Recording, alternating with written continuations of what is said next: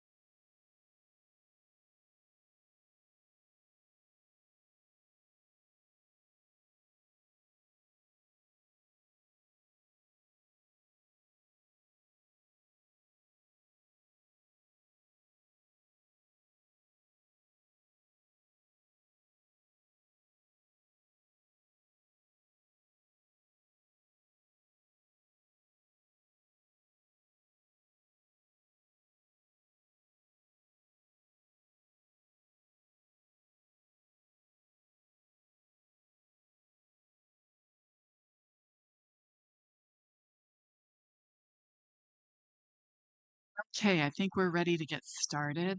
So thank you for joining Houston PetSet for our 2023 Houston Mayoral Forum on Animal Welfare.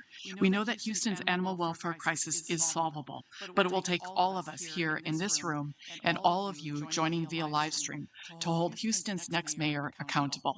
That starts right now with a candid and honest conversation about each candidate's plans to tackle the rampant animal homelessness, neglect, and abuse throughout our city. Hi, Tina Lundquist-Faust, co-president of Houston PetSet. Representative democracy only works when we all participate. So please take what you learn here this afternoon with you to the polls when you vote for the next mayor of Houston. We'd like to now introduce our moderator for this forum. She's a talented reporter and anchor who is personally invested in animal welfare world. As a rescuer, a foster, and adopter of rescue dogs, she knows firsthand the crisis we are facing. Please join us in welcoming a friend to Houston PetSet and an advocate for all animals, Lisa Hernandez.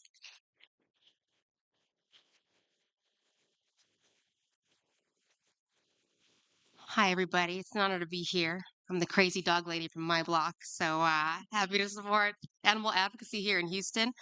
And I'm also from the 5-3 delegation, so I'm going to lower this mic just a bit. All right. Thank you, Tina and Tama. And thank you to Houston PetSet supporters, everyone who's here today, and rescue partners for making this issue a priority. Today's forum will be an opportunity for voters to hear the candidates' previous experience and policy proposals for the future of animal welfare here in the city of Houston. We're going to start with each candidate giving a 3-minute opening statement in an order that has been chosen randomly. We'll then give each candidate 2 minutes to answer every question in a round robin format. While we will not be taking questions from the audience today, all of our questions have been sourced directly from a public poll on Houston PetSet's website. We do have timekeepers located in the back of the room here, making sure that every candidate sticks to the time limits, and I will do my best to keep the conversation moving. After our questions have been addressed, the candidates have graciously agreed to stick around until 5 o'clock for a meet and greet, so thank you, candidates, for allowing that extra time today. So let's get started. Opening statements will begin with Texas State Senator John Whitmire, followed by Mr. Gilbert Garcia, Houston City Council Member Robert Gallegos, and finally, U.S. Congresswoman Sheila Jackson Lee. Senator Whitmire, you may begin. Thank you, and thank everyone that's here, and certainly thank PetSet for bringing us together and sponsoring this most important forum, and certainly Crime Stoppers. We appreciate your daily work, actually involved in animal welfare, so thank you, Crime Stoppers. I'm running for mayor for one reason, to make a difference. I was asked by constituents, would I consider coming back and working closer to the problems? And I can't think of any one issue that is more important than animal welfare, where we've been successful in Austin in recent sessions, but we have much to do locally. I'm proud that I've received endorsement of the Texas Humane Legislation Network because of the success I've had in being your voice in Austin for many years. First, I passed, with your help, the first animal cruelty piece of legislation. We then went back and strengthened it, a national model. We then, very tough battle, but we regulated puppy mills, came back and strengthened it after our initial effort. Banning people convicted of animal cruelty from having a pet. We did that this spring. For 5 years, you cannot own an animal if you're convicted. One of the real things that I'm most proud of is we had a real problem with law enforcement shooting and taking the life of animal pets, actually members of the family, as you and I know. So we passed, with PetSet's cooperation 2 sessions ago, that law enforcement must take a course on how to de-escalate their encounter with animal pets when they show up at the scene of a domestic dispute or other issues. It's had a remarkable reduction in the shootings of animal pets and family members, which we know our love pets are. So it's made a huge difference. Chamber counties, one of our rural suburban counties to the east of us, were shooting over 100 pets when they showed up at a disturbance. It's down in the single digits, something I'm most proud of. Obviously, the tithering piece of legislation, very controversial because the rural members just couldn't understand. We had to educate them. We had to bring people together. We had to work across the aisle.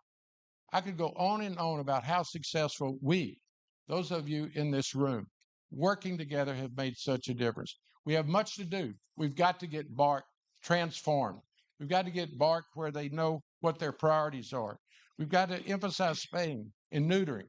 So there's just so much to do. I asked you to look at Empty Shelters Project, which I visited 2 months ago. On a Saturday morning, 800 families, because it was free and we networked with them, were there all day to get their animals spayed and neutered. That's a solution to so many of our issues here at home. Let's work together. Let's don't let people divide us. Come together, and the animal welfare benefits will be great.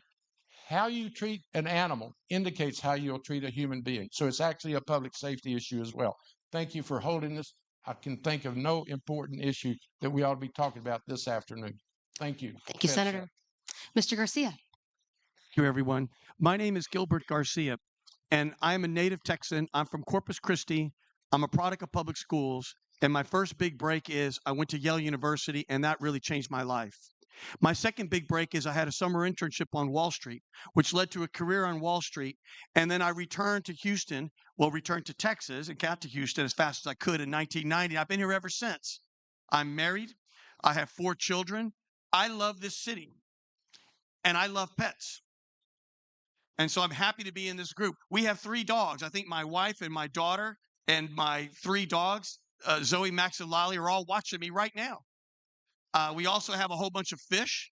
I'm the one that feeds the fish. That's my job. And so we understand the value that animals play in our lives. They're like our children. They're part of the family. And I'm not going to make a bunch of empty promises. But one thing is clear. It needs to be a much higher priority. Another thing that's clear is BARC is overwhelmed. It is overwhelmed. I've been a big supporter of Emancipet. I've been a big supporter of Bodio Dogs. I've been a big supporter of many of these groups quietly because that's something that we believe in my firm and in my family. As a firm, I work at a money management firm. When I arrived, we were 200 million and now we're 21 billion. The reason I'm running for mayor is I'm just disappointed at the direction of the city. I think the city is working for a lot of the insiders, but it's not working for everybody else. And that's really why I'm running. I want to make a positive change. I don't owe anything to anybody. I derive no revenue, my firm nor I, from anything in this city. We are uniquely qualified to make the hard calls on whatever it is. We know the issues, whether it's public safety, whether it's mental health, and certainly as it relates to animal care and loving our pets. And as we all know, the euthanasia rate at BARC is almost 15%. That's too high. I'm Gilbert Garcia. I want to make it a bigger priority, and I'm running for mayor. Thank you very much. I'm giving you back a minute. Mr. Garcia, thank you. Councilmember Gallegos. Thank you. First of all, I'm going to continue standing. I sprained my back a little bit this weekend, so it's kind of hard to get in and out of the chair. But with that said, my parents arrived in the East End as young teenagers back in the 1920s with their families escaping the Mexican Revolution.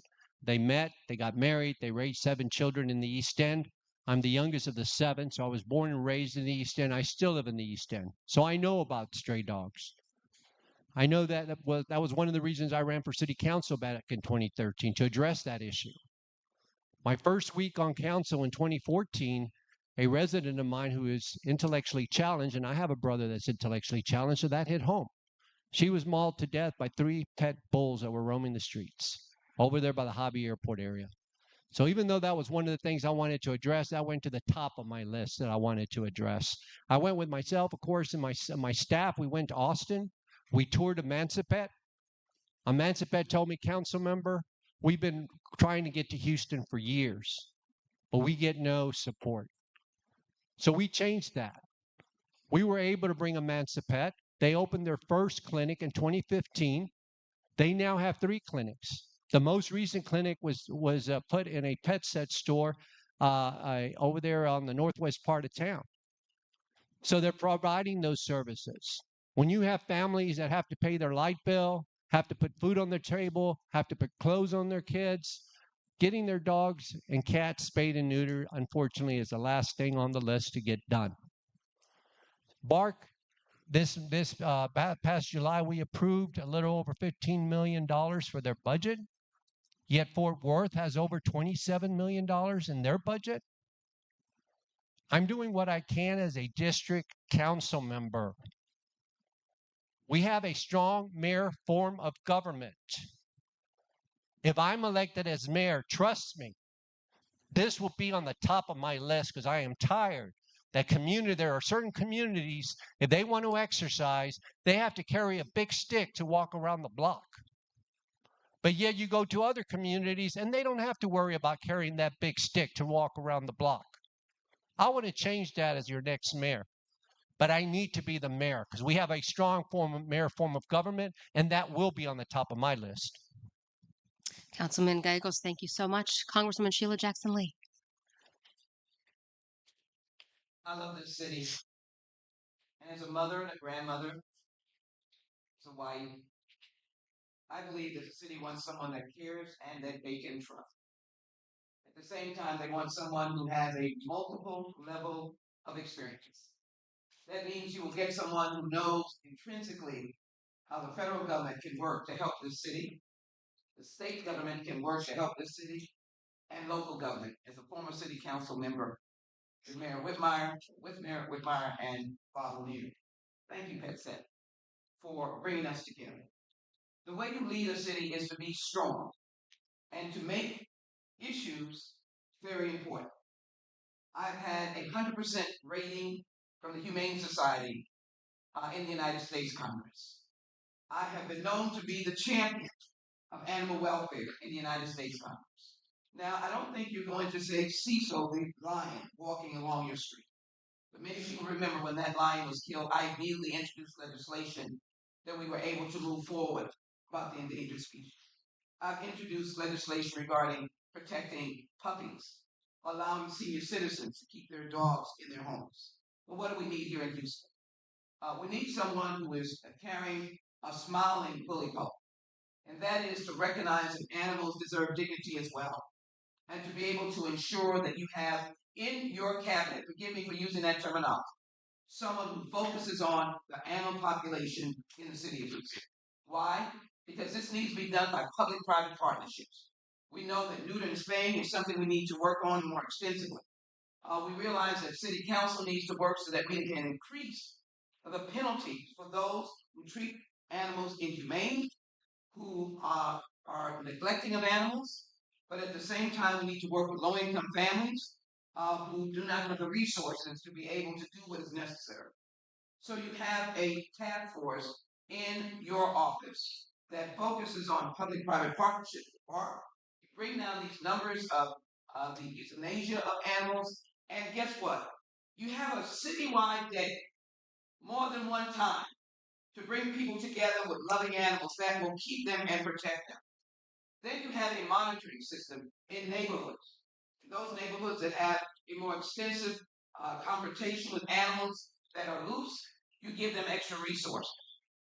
And you add, again, collaboration between city, state, and federal. And you have partnerships. You also ensure that you have a citywide effort to teach children how to be kind to animals. That's where it begins. You educate families how to make sure that they treat their animals fairly. And you begin to be known as a city whose animals are not attacking people, whose animals are truly your best friend, and whose animals have as much respect and dignity as those of us who love animals would like them to be. I will be the mayor that you can trust and care for you and take you into the future. Congresswoman, thank you. Thank you all for your opening statements. We'll move on to the first question. Mr. Garcia, we'll begin with you. Houston spends the least per capita on animal control of any major city in Texas, which has led to high homeless animal populations, increasing costs of controlling strays, and added expense to taxpayers that fail to deliver results. Where would you increase spending, and how would you budget for that increase? Also, what is your vision for the Bureau of Animal Regulation and Control, known as BARC, in 5 years? So there is no doubt it needs to be a higher priority to receive additional funds. But I'm not going to mislead folks, because the city of Houston is going to face some very difficult financial circumstances here going forward. And the number one issue is we've got to make the city safe again. People don't feel safe. We've got to solve our firefighter issue. The will of the voters spoke several years ago. That's going to change the finances. There are so many things that need to be done. We've got to find a way to increase more private sector donations, more private sector funding. Emancipet, we need to expand what they're doing, because they're the ones that are out there in the front line bringing the services out to the community. I would do my best to find additional resources, but I don't want to mislead anyone. The city's going to face some very difficult, challenging times. And there's already things that we already know are not being done in city services, where it's picking up the trash on time, whether it's mitigating flooding on time, whether it's having too many ditches, whether it's the roads, whether we all know those things. So at the end of the day, I want to have a realistic view. I want to make it a priority, find a way to raise additional private sector funds to do what we need to do to expand BARC, expand Emancipet and some of the things that they're doing, and try to get more vets to donate their time in this effort. It's an urgent situation for all. I'm Gilbert Garcia. Thank you. Thank you, Mr. Garcia. Senator Whitmire, same question. I ran out of time a while ago with all the list of things we've successfully succeeded in Austin. But let's talk about going forward. You're not going to solve a problem in government unless you admit you have a problem. You can't have a city administration, which we've experienced recently, saying everything's okay. But you and I know if you go out to BARC, it's a broken system. We also, talking about resources, cannot have the luxury in 2024 of having two of everything. We can't have a county animal shelter and a city animal shelter. We got to have collaboration. That's why we've been successful in Austin. We have to make it a top priority. We have to reach out, as been mentioned, to the private sector, and I would mention even to the nonprofit organizations.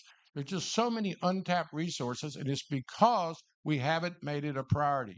We need to empower council members to have a greater role in this issue. Empower council members to talk to the director of BARC. Tell them what they need in their community. And let me just give you a classic example.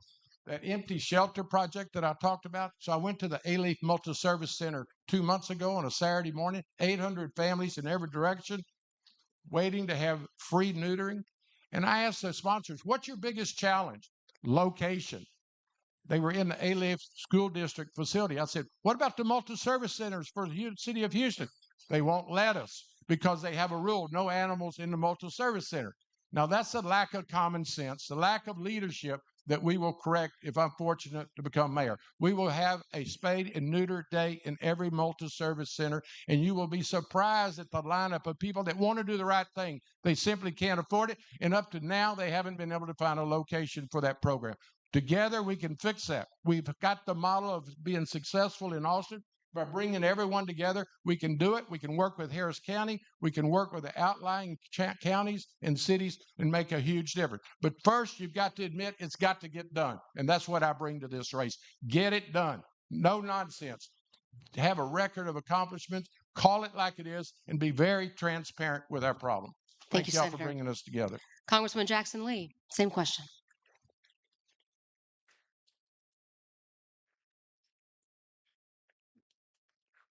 As I said earlier, it's a question of trusting your leadership and being able to solve problems. BARC is understaffed. And so you establish a priority of ensuring what your budget is going to be. And if that is part of your priority, you will find the funding for it. You will increase the private investment and collaboration with BARC. You will provide low-income families access to neuter and spay in a way that they can get a voucher. You'll work with veterinarians. You will expand, as I said, the staff through volunteerism. And you will again have that special day citywide in facilities all over the city. And here's a way of doing things when you can't tell another jurisdiction to get rid of a particular entity that they have. Collaboration between the city and the county. I have excellent relationships with the county judge, the county commissioner, commissioners on that court, and I look forward to being able to collaborate with them. So it's no reason why our two entities that deal with animals and the need for expanded services cannot work together. As someone who knows federal funds, those federal funds are accessible for special projects that are utilized if, for example, the excessiveness of animals becomes a health crisis. We should also involve in that this issue of dumping. Animals and dumping sometimes are in the same neighborhoods. And so we need to make sure that we're working on dual issues. Our law enforcement officers, who I know are humane themselves, need to have special training on how to deal with animals that they see and how to be able to respond to BARC, and as well to be able to inform the task force that I would have where there's a high concentration of dogs that are dogs and other dogs in particular that are loose. Then the collaboration with neighborhoods, super neighborhoods, to be able to ensure that they are reporting and they feel involved. This is a citywide effort. We'll get it done, we'll be humane, and we will protect our animals. Congresswoman, thank you. Councilmember Gallegos. I've been on council for 10 years now, Again, I'm proud to have brought Emancipate on my second year in office. On my first year of office, and I am a council member that meets with BARC on a regular basis. And BARC pointed out to me, council member, we have not had an increase in our budget for years. So at that time, it was Mayor Parker was the mayor. So I reached out to Mayor Parker and I asked her, Mayor, can we increase, the BARC's budget? So she did. We voted on it, and BARC got an extra $2.6 million back in 2014. So I'm proud of doing that for BARC. But of course, that's not enough. BARC's budget now is almost $15 million. But yet, Fort Worth, a much smaller city, has over $27 million. One of the big problems that we have is that Harris County is supposed to have 7 veterinarians. They just have 2. They just hired a third one that will start in December. The city of Houston is supposed to have 4 veterinarians, and we just have 2. Emancipate has a shortage of veterinarians. So we need to concentrate regarding the veterinarians. If I was the mayor now, trust me, I would be meeting with the senator and our state representatives to make sure that we get some of that $32.7 billion surplus that the state had this year. Could you imagine what we could have done with that money? So again, I'm serious about this. I am tired of walking my neighborhood, seeing stray dogs roaming the street. It's not right. Thank you, Council Member. Question 2, and Senator, we'll start with you this time. How do you plan to deal with the inordinate amount of illegal roadside sales of animals in Houston and Harris County? You can take this question first. Obviously, once again, you've got to educate the public that it's unacceptable. You have to have enforcement. And also, let me just say, whatever we talk about today, we can't do it alone. We have to reach out and bring our community together. We cannot continue as animal rights advocates of just talking to each other and obviously having the interest at election time. You got to recognize that it's a challenge. We've got to get BARC with satellite offices. You've got to incorporate every sector of our community and not allow it to become other people's problem. We all know we've passed legislation dealing with domestic abuse. How you mistreat an animal will indicate how you treat your fellow neighbor and your next of kin. So what we have to do is make it a priority. You've got to educate the public. You need to go into your schools. You got to talk about spaying and neutering. And if it comes down to requiring that under a city ordinance, we'll go forward with that. So it's a matter of prioritization. It's a matter of prioritizing your resources, looking to the TERS and the management districts. They spend millions of dollars, rightfully so, on quality of life issues like streets and sidewalks. Where are they on their stray animals? So we've got to look inclusive collaboration with every level of government. And you need someone that can talk to Austin.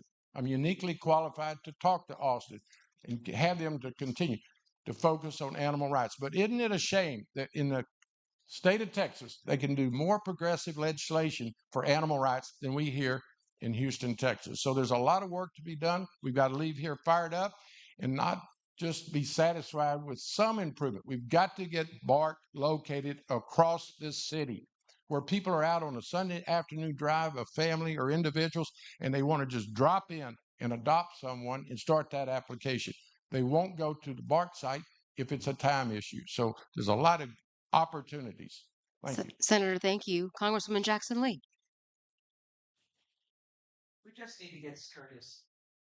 It's dangerous for people to selling animals on the street with no regulation, no knowledge of who's purchasing the animals, what will happen to the animals, how they will be utilized. You have to be extremely concerned about it. And so, from my perspective, again, remember I have a task force that is going to be keenly looking at some of these, how should I say, Achilles heels that are being dealt to our animals. And what I would suggest is that we just come down on those outside sales. And we do so, again, the county is right here. Any of us who've been in government with enormous experience that I have has obviously had to work with the state, local government, federal government. But the county is here. We are twins, if you will. we're overlapping. This is a place where you start the best relationship. And so together, besides the BARC, veterinarians that we want to increase, meeting with them and saying, let us ramp up both of our animal responsibility entities and let us collectively be responsible for cutting out, shutting down side wild sales of animals to protect them, to protect those who are buying them, and really to protect those who are selling them. Increased penalties again, public-private partnerships, providing more veterinarians, and teaching people about the value of neuter and spaying. And again, what I said earlier, to teach our young people, our children, the ability to take care of animals. There's nothing more character building than to learn how to take care of an animal. Take care of an animal. Another thing that we haven't mentioned. I know you're going to say, well, I think those are not dogs, those are big animals. But I'm sure if we embrace some of our animal major activities that we have in the state of Texas, they could be good collaborators as well. Treat animals kindly, but when they're not being treated, let's just enforce the law, increase penalties, work with our local law enforcement, and make sure everybody knows that we mean business of protecting our animals in this community. Congresswoman, thank you. Councilmember Gallegos, how would you address illegal roadside sales? As the next mayor, what I will do in regards to also just the pet stores that are selling pets as well is to increase a tax for the pet stores. So that way, that would hopefully discourage people from buying pets at the pet store, and they would go to BARC and the rescues to get pets. Also, in regards to those that are selling on the side of the roads, of course, have regulations in regards to giving them a fine, but if it's also possible to tax them as well for doing that. And that monies that were collected would go to BARC. Again, they're in desperate need of resources. I know that BARC, we just recently approved 4 new code enforcement officers. So that brings it up to 24. 24 code officers serving over 640 square miles. Yet Dallas is smaller than the city of Houston, and they have 90 code enforcement officers. So we need to have more code enforcement officers to see those that are on the side of the roads selling pets, to give them citations and to, if possible, to tax them as well. Councilmember, thank you. Finally, Mr. Garcia, same question. Issue here in town. And what happens? They're breeding them, they're selling the babies, and they're discarding the mother. We've got to do a better job. We've got to have significant more enforcement. We've got to have greater ordinances to prevent that from happening, because we all know it's happening and it's got to stop. I'm going to use a little bit of time on a different issue, which is because it's been brought up about council members having greater authority. That's Proposition A. I'm a big supporter of that, and I'll tell you why. Because right now, and it's regrettable we have to turn to this, but right now, council members cannot get anything heard. So you have the council member expressing his frustration. I understand. When I was chairman of Metro, anytime I had one member of my board wanted something on the agenda, I put it on. But the style of leadership right now in City Hall won't let that happen. So the proposition is to say that if 3 council members want something on the agenda, it'll get on the agenda. I support it. I think it's a step in the right direction to get more of these sorts of issues, greater airtime at City Hall to get better results. Thank you. Thank you, Mr. Garcia. All right, on to question number 3, and Congresswoman, we'll begin with you. Houston taxpayers consistently rate stray animals as an issue that's important to them when pulled. It's causing pain and strain on the community and affecting citizens across Houston. How does your administration plan to reduce the population of homeless pets on the street? Well, remember when I said that we're going to have an animal welfare task force? Certainly someone having worked on Houston City Council. I thought my voice was booming enough, everyone. I do need a mic. The idea of working with Houston City Council is not a stranger to me, having served as a member of the City Council, as I said, with 2 mayors and chairing some of the most important committees. And so the main thing that we would want to do is to ensure that we find a way to increase fees appropriately, because we've established that this is a priority. and then begin to utilize those dollars to decrease the number of homeless pets in several ways. One, to be able to have those pets either adopted, who are able to be adopted, to spend time doing that more so than spaying and neutering, but make sure that that is an element of it to make sure that our animals are not creating a larger population. So, additional fees to work with BARC, additional fees to encourage citywide adoption for these animals, and to use tax dollars as well, if necessary, to hold these animals until they can find good homes. Because the real issue is, as my good friend and colleague indicated, that in low income areas or in some neighborhoods that don't have access to extra resources, those animals are out on the street. We don't want to endanger our families nor the postal person who will tell you the stories of how many times they've had to run up on steps with dogs. So we need to make sure that our dogs are safe, but that they are also not endangering our community. Working with the city council, finding additional fees to ensure that we work with all neighborhoods to take homeless animals off the street. I would prefer them being adopted, but in addition to adoption, we'll find other ways and resources to make sure our neighborhoods are safe and that those dogs, particularly, do not endanger our community.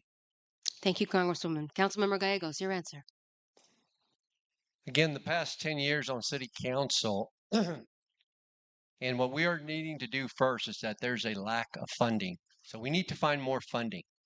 It's not just for BARC. It's for our solid waste department. It's for HPD. It's for HFD. It's for our health department. Many of our departments are needing more funding. We passed on the ballot in 2004 the revenue cap. It went into effect in 2015. As of 2015, the city has not collected $1.8 billion. That's $1.8 billion that could have been used in many of our departments for the city. So as the next mayor, what I will do is work with the finance director and our controller so we can educate the voters to let them know that they want their trash picked up on time. Well, our trucks can't be breaking down because they're old. They want more police officers on the street. Well, we need to pay those police officers. Fire chief says we need 19 more ambulances. So as the next mayor, if we had this money, what I will start is either a mandatory spay and neuter program or follow the Netherlands. The Netherlands does a collect, neuter, vaccinate, and release program. They used to have a problem with stray dogs in the Netherlands. But to do this, we need more funding. And that's why we need to educate the voters to hopefully repeal the revenue cap. Again, that was $1.8 billion, and it saved the average homeowner about $100, $150 a year. I would have rather spent that $100 to know I have more police officers on the street. We have more ambulances if needed for emergencies. We have more animal control code officers out on the street, so that way people can actually walk the street without fear that a stray dog will come and attack them. Thank you. Thank you, Councilmember. Mr. Garcia, your plan to reduce the stray population. There's no doubt we need more resources, but raising the revenue cap is not the answer. With all due respect to my council member friend, at the end of the day, in the last 15 years, the revenue of the city has gone almost double, while the population has only gone up 10%. The reality is, I'm not going to be for any additional fees till we get the city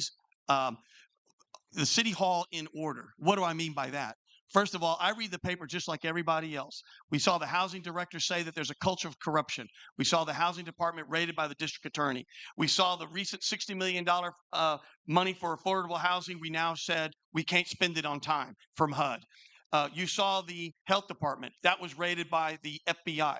We saw all sorts of activity that I don't know if it's nefarious activity or not, but at the end of the day, I would audit it, right? Because too much money is flowing through there, and the people and the public need to see if there's just incompetence or is there something more. But at the end of the day, I would want to get our ship in order before raising any fees or taxes or raising the property tax or anything else. We owe it to the citizens. We owe it to all of you, and that's what I would do.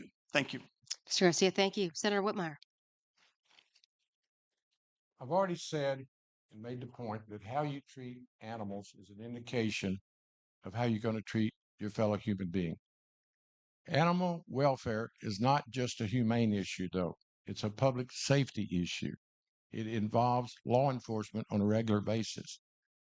What I've talked about during this campaign, and I want to be very serious with you for a moment about this issue. We cannot have two Houstons. You and I know where we will find stray animals. We can know where we won't find them. Tanglewood does not have a stray animal problem. Some of the lower income communities do. It's intolerable that we allow two Houstons to exist. One of my highest priorities is to bring people together. Let Tanglewood know the stray animals in other areas is your issue too, because it's a public safety issue. It's also a public health issue. What I offer is the ability to bring people together.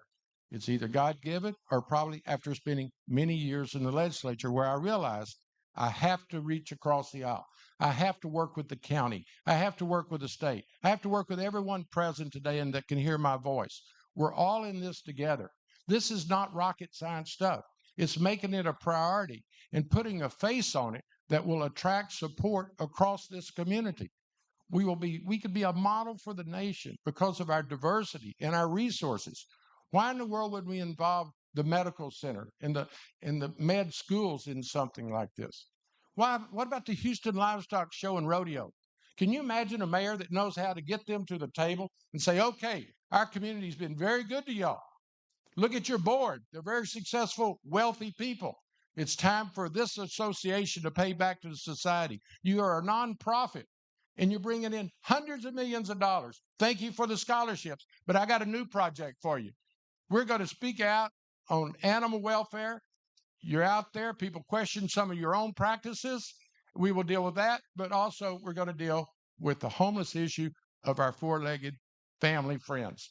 Let's get started and be fired up when we leave here today about animal welfare. That's how we get things done, making it a priority. Thank you, Senator. Lisa Tynan, do we have time for the bonus question? Okay, let's do it. We'll just go right down the line, starting with you, Mr. Garcia. The city and county municipal shelters and animal control quite siloed from each other. This inefficient system leads to higher costs, slower response times, strained resources. How would your team work with county officials to increase coverage of services for the greater Houston metro area? Um, I think it's quite clear that the city and the county are working very well together now. I would continue that process. How do you see where they're working well together? You can see it with homelessness. That's one of the areas that's probably one of the biggest successes from City Hall, in my view. If you look, it started with Mayor Parker. It started with the Sobering Center, where 20,000 people are not being incarcerated. It started with attention to veterans. And now, of course, the homeless population has gone from about 8,500 to about just over 3,000. It's been phenomenal. That's where the city and the county have worked well. I think there are other places we work well, and I would continue that effort. Coordinating, I've worked with all of them in the past. I've even proven that I can work with the county no matter who's in charge. Even I'm a Democrat, even when it was Republican run. I was chairman of Metro, and when I got there, people said, the county will never work with you. The multi-cities will never work with you. And sure enough, they were wrong. I reached across the aisle, and they became some of my most largest supporters. And of course, we had a referendum and won with 80% of the vote citywide to provide more money for Metro in 2012. So I'm a consensus builder and I'll do it. I'm not going to make a bunch of false promises. I'm not going to talk about, I've been in a position of power for 50 years. Well, why haven't I done anything? At the end of the day, let's try something new. I'm Gilbert Garcia. It's time for a change. Thank you, Mr. Garcia. Senator. First of all, this is where experience matters. And the ability to work with the county, reach out, and explain to my friends over there who are elected that we can do it the easy way or the hard way. The easy way would be for them to recognize Houston is Harris County. We're standing and sitting in Harris County. Unfortunately, most of the county resources start at the city limits of Houston. Law enforcement, a service such as animal rights. We need to let them know Houstonians in large numbers passed the county bond issue for their animal shelter. But where did they build it? On the north side. If you go there, if you're a Houstonian, you show your identity, they tell you to come back into the Houston shelter. That's wrong, folks. It's bad governance. We're all in this together. And quite frankly, my friends that are commissioners need to be open-minded to getting outside of their precinct, helping across precinct lines, and certainly coming back in the city of Houston. The county's got resources that we don't have.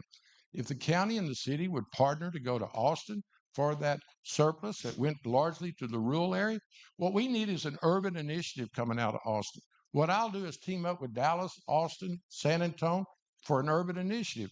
We have a great rural initiative. We have the best farm to market road in the nation. We take care of their brush control, their water supply.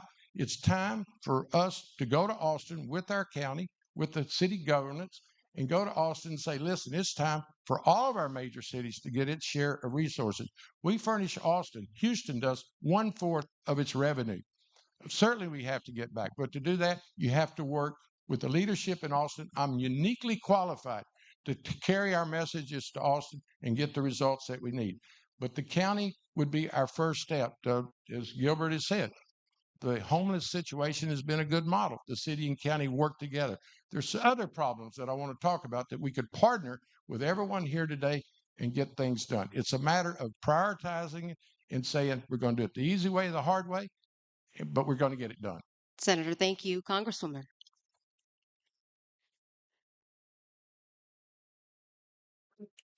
You're looking at someone that doesn't talk, someone that does.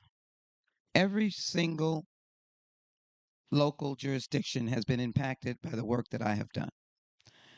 It is not about knowing that the county exists or knowing that the city exists. We're the 4th largest city in the nation.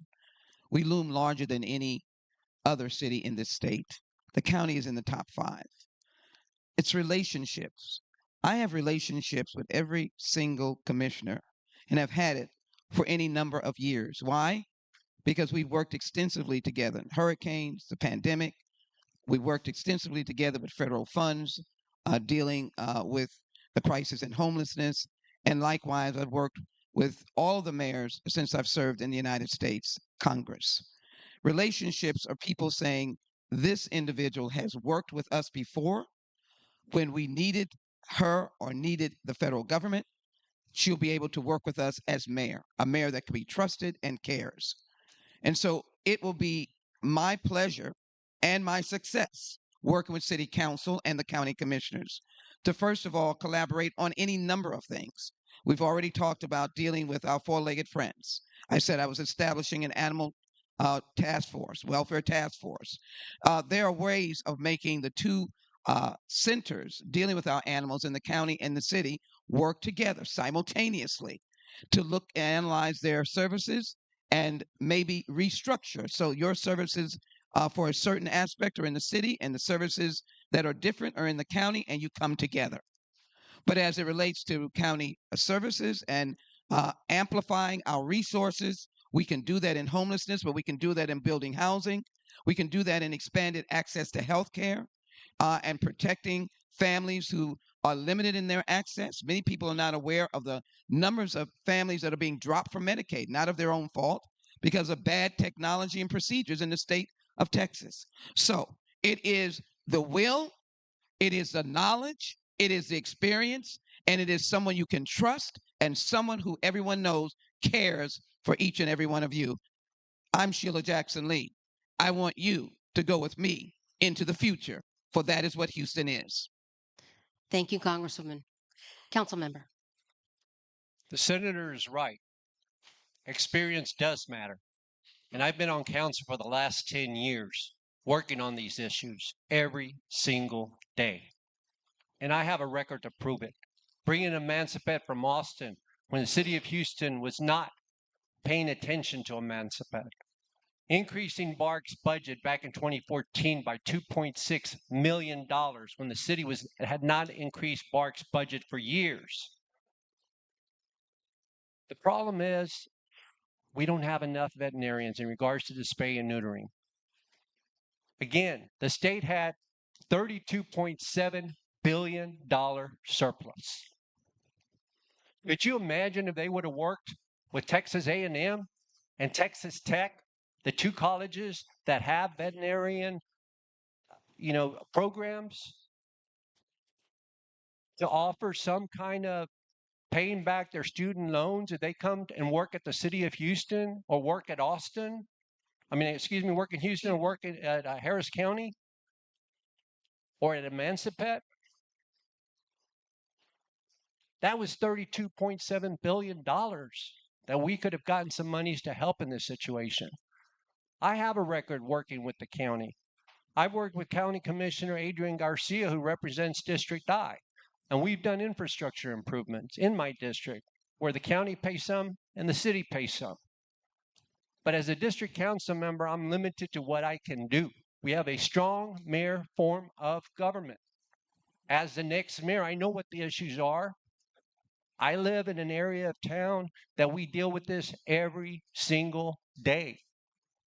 As the next mayor, I will address this. There won't be any excuses. There won't be any excuses. It will get done. Councilmember, thank you. Lisa, do we have time for one more? We are done. All right. I I'm here for it, but I follow my boss back there. Please join me in thanking these 4 candidates for spending time with us this afternoon and for helping make animal welfare a platform issue in our city. Remember, early voting begins October 23rd and Election Day is November 7th. Please make a plan to be at the polls and cast your vote for the animals of Houston. Thank you all for being here. Appreciate it. One more word? Yes. No, I'm through. Oh, we just want to thank the candidates for being here. It means so much to us. This is an important issue, not only for the animals, but for the people of Houston, for your constituents, for the safety, public safety, and public health. It's not a difficult problem. It's so solvable. We just need someone who wants to do it. And we also want to thank everybody that attended today. Thank you. This was a tough time to be out. Everybody that's here, we know you care, and especially to Crime Stoppers, our never-ending partners in this battle. We're so grateful to Crime Stoppers. They do so much for the city. Thank you, Rania.